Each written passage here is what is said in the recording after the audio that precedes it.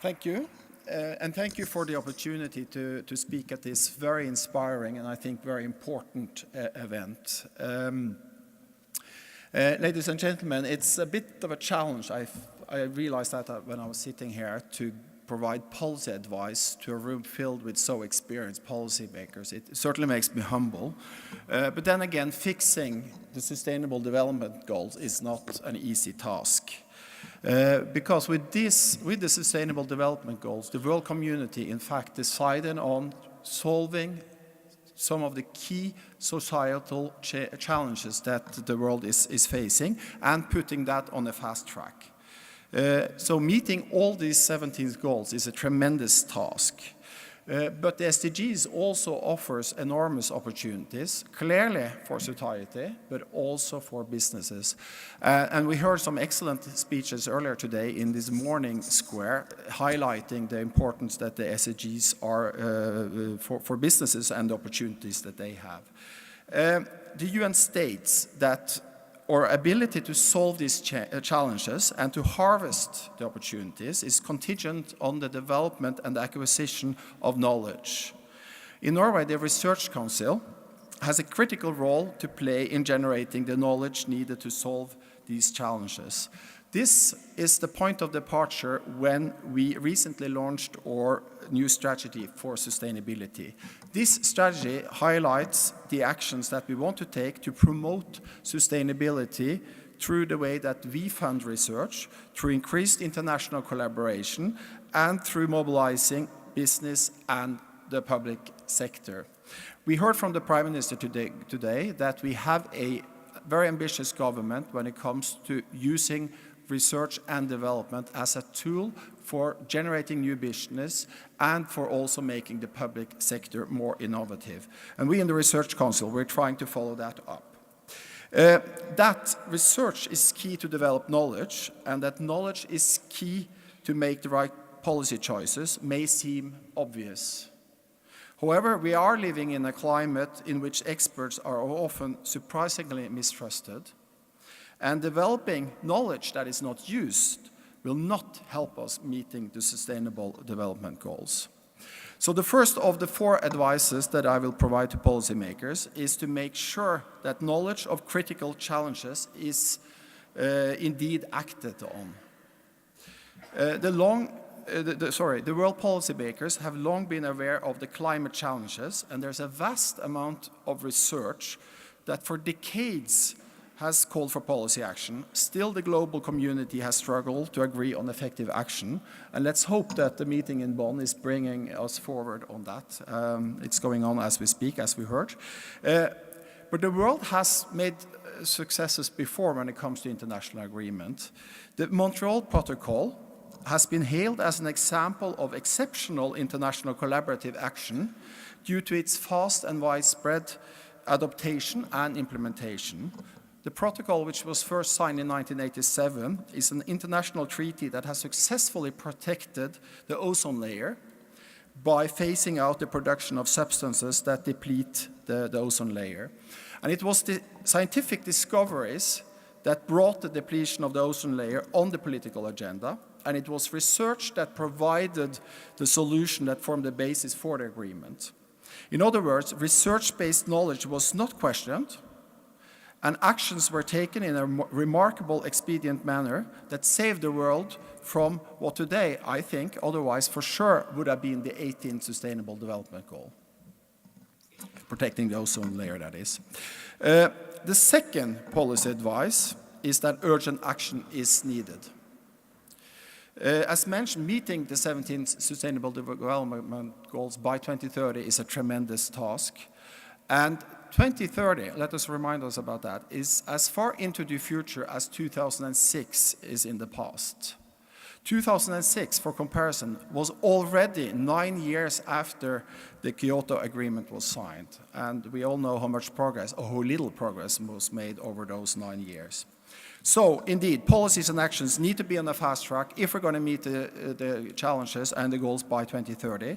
And though knowledge-based policies are crucial, calling for more knowledge should not be used as a cause for delaying actions. We need to be able to keep 2 thoughts in the mind at the same time. In other words, further developing the knowledge base at the same time as we act on the knowledge that we already have. So no reason to delay. And nor does research need to be slow. When the Ebola epidemic hit in 2014, the world was in a hurry to find vaccines. The problem was that it takes on average 8 years to test a vaccine before it's available for use.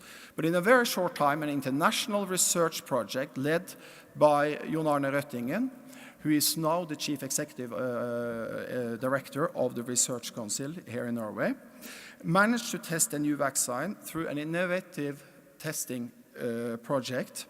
And this vaccine turned out to work very well. In this case, it took only 9 months from the research phase until the vaccine was proven effective, compared to, on average, 8 years, as I mentioned. So this demonstrates that research can lead to quick action that we need.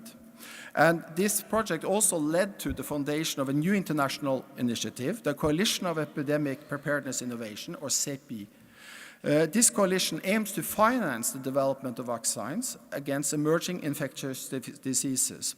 The initiative was launched at the World Economic Forum by world leaders, including our own Prime Minister, Erna Solberg, and Bill Gates. It's said that the idea or the results of a research project should pass the test of being possible to be formulated in a 2-minute pitch in an elevator. And let me add, preferably in an elevator with Bill Gates, and preferably with the result that Bill Gates is financing the project. Although I'm sure that, and I should add that the Research Council spent a lot more than 2 minutes to evaluate projects. Although I'm sure that Bill Gates spent more than 2 minutes to engage in this initiative, it's a very good example of what we need in order to meet the various SDGs by 2030. Bill Gates also brings me to my third policy advice, and that is taking leadership. Leadership was certainly demonstrated when he, together with President Obama and 19 other world leaders, including our own Erna Solberg, announced the Mission Innovation Initiative during the climate meeting in Paris 2 years ago. This initiative is aimed at accelerating public and private investment in clean energy research development in order to solve the climate challenge. And it's aimed to, through international collaboration, focusing on solving technology challenges, often at the basic research stage, and then quickly bring the technologies towards commercialization and hence contributing to emission reductions. And it's said that the background for this initiative was that Bill Gates contacted President Obama and that this initiative then, very quickly, in fact over just a few months, represented in 20 countries, representing 75% of the world's CO2 emissions, agreed to sign the agreement. So in this case, clearly, and in many other cases also, clearly taking leadership gave results. Bill Gates also spearheaded the link between this governmental Mission Innovation Initiative and the private sector through the establishment of what is called the Breakthrough Energy Coalition. This is a group of wealthy investors who took the initiative, together inspired by Bill Gates, to establish a private investment fund aimed at taking risks that will allow companies to get innovation out of the lab and into the market. So this is a very good example of public-private partnerships, and we also heard about that in the city context just a few minutes ago. And this takes me to my fourth and final advice to policymakers, mobilizing partnerships and collaboration. The UN, in fact, stresses the need for forming partnerships for sustainable development, and stimulating efficient public-private partnerships is a key success factor for achieving the SDGs. So is also mobilizing global partnerships. Developing the actions and the knowledge needed to meet the SDGs requires that countries join effort. As we would say in Norway, it requires a global dugnad. I think that for those of you who don't speak Norwegian, you heard this word now many times today, so I think you probably start getting the grip of what we mean by a global dugnad. This also, however, means that we in Norway too must strengthen the orientation of our research activity towards the global challenges that the UN has specified through the SDGs. Sustainable sustainability challenges also place demands in the way that we actually perform research. Government needs to promote international cooperation, promote collaboration across sectors, across disciplines, and the sharing of data and research infrastructure. And finally, also to ensure open access to research results across countries and across actors. So, finally, to summarize my 4 advice for policymakers, making the SDG happen will require that we develop knowledge, the knowledge we need, and that we act on it. It will require that we take urgent action and taking leadership. And finally, it will require mobilization and collaboration and the forming of new partnerships with common ambitions. Hopefully, the gathering that we see here at the exchange of businesses, policymakers, and researchers will indeed lead to the forming of new partnerships that can take us closer to meeting the SDGs. Thank you.